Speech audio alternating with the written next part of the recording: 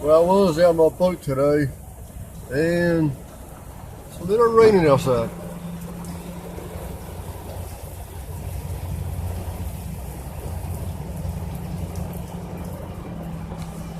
I got in it just in time.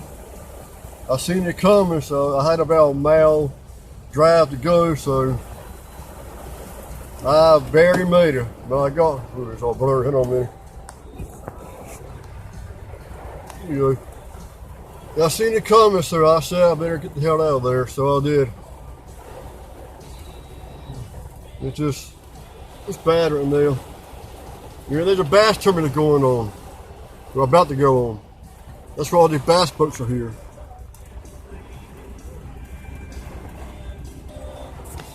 They're everywhere.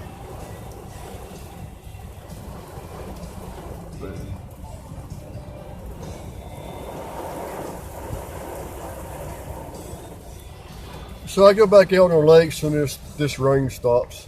Hopefully it stops. Hopefully it ain't gonna be that long. Hopefully the fish will start biting very good. So if it does, I'll get some videos on that. So see you later.